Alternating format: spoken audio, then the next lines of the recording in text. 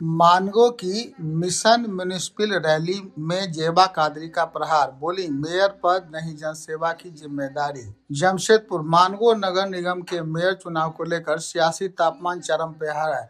इस कड़ी में मेयर प्रत्याशी जेबा कादरी ने जनसभा को संबोधित करते हुए जोरदार हुंकार भरी और चुनावी मंच से अपने विजन की स्पष्ट रूपरेखा पेश की है। सभा में बोलते हुए जेबा कादरी ने कहा कि कोई भी जनप्रतिनिधि यह न समझे कि पद उसका मौलिक अधिकार है। उन्होंने दो टूक शब्दों में कहा, जनता द्वारा दिया गया पद केवल जनता की सेवा के लिए होता है, न कि व्यक्तिगत स्वार्थ के लिए। उन्होंने कहा कि बिहार और झारखंड से अलग हुए लगभग 26 वर्ष बीत चुके हैं, लेकिन आज भी मानगो की बुनियादी स्थिति संतोषजनक नहीं है। शिक्षा और स्वास्थ्य जैसे मूलभूत क्षेत्रों में अपेक्षित सुधार नहीं दिख रहा है। जेबा कादरी ने आरोप लगाया कि सरकारी योजनाएं घोषणाओं तक सीमित रह जाती हैं, जबकि धरातल पर उनका प्रभाव नगण्य दिखाई देता है। अपने संबोधन में उन्होंने युवाओं के भविष्य पर गहरी चिंता जताई। उनका कहना था कि नशे की बढ़ती प्रवृत्ति ने मोहल्लों और गलियों में अपराध का ग्राफ बढ़ा दिया है। महिलाओं की सुरक्षा भी एक गंभीर सवाल बनकर खड़ी है। उन्होंने स्पष्ट किया कि यदि जनता उन्हें अवसर देती है तो प्राथमिकता के आधार पर शिक्षा, स्वास्थ्य, महिला सुरक्षा और नशा मुक्ति अभियान को सशक्त रूप से लागू किया जाएगा। जेबा कादरी ने अपने भाषण के अंत में भरोसा दिलाया कि चुनाव जीतने के बाद वे योजनाओं को शीघ्र धरातल पर उतारने का प्रयास करेंगे, ताकि केवल समाज ही नहीं बल्कि व्यापक स्तर पर विकास की नई दिशा तय हो सके। जनसभा में समर्थकों की मौजूदगी ने चुनावी मुकाबले को और रोचक बना दिया है। अब देखना दिलचस्प होगा कि मानगो की जनता इस बार विकास के एजेंडे को कितना समर्थन देती है। दिन बदलते जा रहे हैं और आप निश्चित रूप से एक प्रखर प्रत्याशी भी हैं, तो आगे या पल अपना परिचय बताइए और अपना उद्देश्य बताइए। मैं जेबा कादरी, मानगो मेयर प्रत्याशी। अब प्रतिदिन क्या क्या हो रहा है ये आपसे बेहतर कोई नहीं जानेगा, मगर मुझे इसमें कुछ भी नहीं कहना है। मुझे बिल्कुल अपने काम पर कंसंट्रेट करना है। जिस चीज़ के लिए मैं मैदान में उतरी हूँ उसमें मुझे कामयाबी चाहिए। कौन क्या कर रहा है क्या नहीं कर रहा उसमें मुझे कोई लेने देने। मैं झगड़े में कोई भी जो है इंटरेस्ट नहीं है मेरा। कहीं ना कहीं राजनीतिक रूप से नहीं, राजनीति मैं राजनीति में हुई नहीं।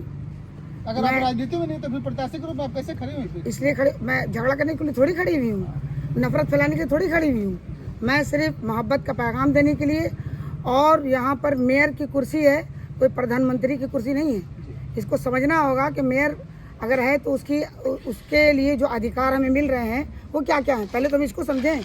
कोई कह रहा है स्कूल बनाएंगे, कोई कॉलेज बनाएंगे, कोई कुछ बनाएंगे, तो इसको पहले समझना होगा, इस कंसंट्रेट को समझना होगा कि हमारी क्या जिम्मेदारी होगी।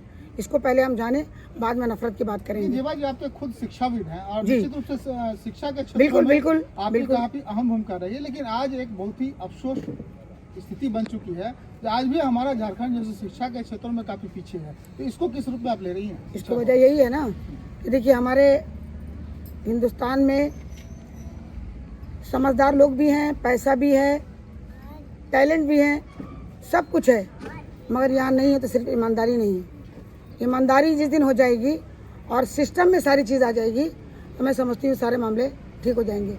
एजुकेशन की कमी है। आज नशा की बात हम करते हैं, नशाखोरी की बात करते हैं, तो वजह ये है कि एजुकेशन की कमी है।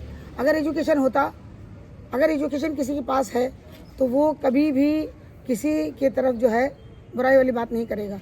वो सिर्फ ये सोचेगा कि हमारा हिंदुस्तान और जो है ऊंचाई पर जाए। मगर अफसोस की बात है कि हिंदुस्तान नीचे की तरफ जा रहा है, बजाय और बढ़ने की तरफ नीचे की तरफ जा रहा है। तो हम समझते हैं जो आज हमारी यंग बैच की बच्चियाँ, जो यंग जनरेशन की अभी जो वार्ड में सब लड़ रही हैं, ये बहुत अच्छी बात है, ये बहुत अच्छी पहल है।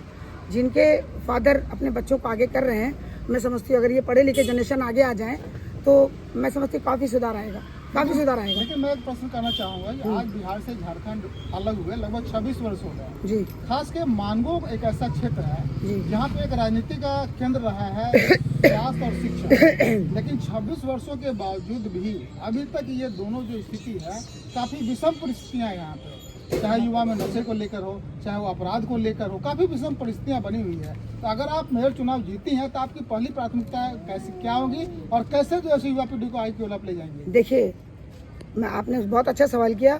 सवाल यही पैदा होता है ना कि यहाँ पर मैंने बताया कि ईमानदारी नहीं है, सिस्टम नहीं है, उसको कोई फॉलो करने वाला नहीं है। बड़े लोग ही मंच पर बैठ के झगड़ा कर रहे हैं तो छोटे क्या सीखेंगे, छोटे क्या सीखेंगे? तो यहाँ पर हमें कोई भेदभाव नहीं करना है। अगर मैं मेयर जीती तो मैं कोई भेदभाव नहीं करूँगी, सबके घर जाऊँगी, सबकी परेशानी सुनूँगी। आज देखिए एक आधार कार्ड बनाना होता है या फिर कोई ये अभी जो मैया सम्मान का जो पैसा आ रहा है, लंबी लंबी लाइनें होती हैं। औरत क्या है, पुरुष क्या है, इज्जत है वो, इसको कोई समझता है? कोई नहीं समझता। खड़ी हैं धूप में, लंबी लंबी लाइनें हैं, सिस्टम नहीं है।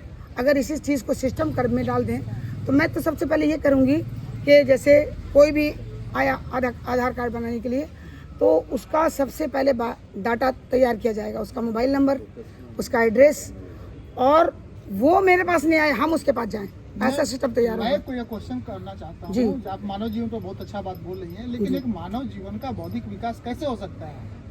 बिल्कुल हो सकता है। कैसे? देखिए, आदमी सोच ले तो वो अगर अच्छी बात सोचता है तो ज़रूर अच्छा काम होता है, और सोचेगा ही नहीं तो काम कैसे होगा? होगा कैसे? हम जब सोचेंगे नहीं, नियत ही नहीं करेंगे, यहाँ घोटाले पे घोटाला है, घोटाले पे घोटाला है, नफरत है और कुछ नहीं है।